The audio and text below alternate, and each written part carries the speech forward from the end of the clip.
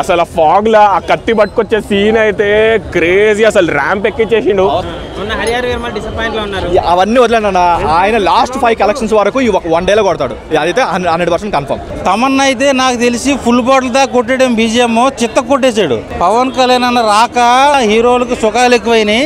అంటే ఈ మధ్య అనిరుద్ధ్ గారు మంచి ఫామ్ లో ఉన్నారు కానీ మన తమన్ గారు దాన్ని బీట్ చేస్తారు రోజుతో. చాలా బాగుంది ఎంట్రీ అయితే. మీకు తెలిసిందే అసలు మనం మాట్లాడద్దు ఎంట్రీ. అసలు ఫాగ్ లా ఆ కత్తి పట్టుకొచ్చే సీన్ అయితే క్రేజీ. అసలు ర్యాంప్ ఎక్కించేసిండు. పవర్ స్టార్ లుక్స్ ప్రతి సీన్ ప్రతి షాట్ క్రేజీ తీసినారు. చాలా బాగుండే. నాకైతే పర్సనల్ గా చాలా నచ్చింది. వెళ్ళొచ్చు మీరు సినిమాకి. పోలీస్ స్టేషన్ లో ఫైట్ సీన్ కేక్ అంటే చాలా చాలా బాగుంది. కొంచెం మధ్య మధ్యలో అందరు ల్యాగ్ ఉంది అంటారు కానీ అదేం పట్టించుకోకండి. చాలా బాగుంది సినిమా అయితే. తమన్ అసలు అనుకున్నాం కానీ డిసప్పాయింట్ చేస్తాడని. బీజిఎంస్ కి అయితే అస్సలు డిసప్పాయింట్ కాల. క్రేజీ ఉంది. బీజిఎంస్ అయితే బాగున్నాయి.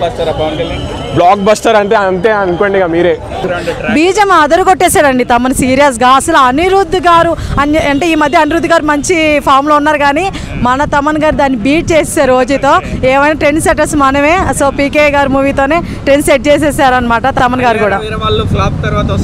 అసలు first of all Hara Hara Veeramallu flop కాదండి, కొంచెం యావరేజ్ అనమాట. అది కూడా మూవీ పోయింది విఎఫ్ఎక్స్ వల్ల కానీ పవన్ కళ్యాణ్ గారి వల్ల కాదు, స్టోరీ వల్ల అస్సలు కాదు. పూనకాలు ఏం కర్మ, ఇంకా ఏముంటాయి అన్నీ వస్తాయి. ఖచ్చితంగా ఓజీ కొడుతుంది అంతే, దాని తిరిగి లేదు. మీరు చూస్తూ ఉండండి, సెప్టెంబర్లో ఓజీ కొడుతుంది, రికార్డ్స్ తిరగ రాస్తుంది.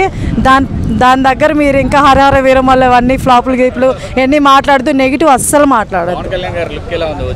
అదిరిపోయింది అసలు. ఆయన కూడా సేమ్ ఆ కోటు ఆ సూటు అసలు ఏంది, ఆ స్టైల్ ఏంటి, ఆ కత్తులు పట్టుకొని ఇలా అనడం ఏంటి, బాబాయ్ డైలాగులు కానీ ఆయన ఊగుతుంటే మాకు పొనకాలు వచ్చేస్తున్నాయి. నిజంగా అంత బాగుంది సీరియస్ గా.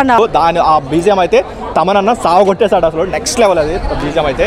ఆయన ఇంతకుముందు ఏదో ఇంటర్వ్యూలో చెప్పాడు, మనం తమిళ వాళ్ళకి ఆన్సర్ ఇస్తున్నాం, ఇది మన ఆన్సర్ అని చెప్తున్నాడు. ఆయన చెప్పిన 100% ఆయన పెట్టుకోవచ్చు.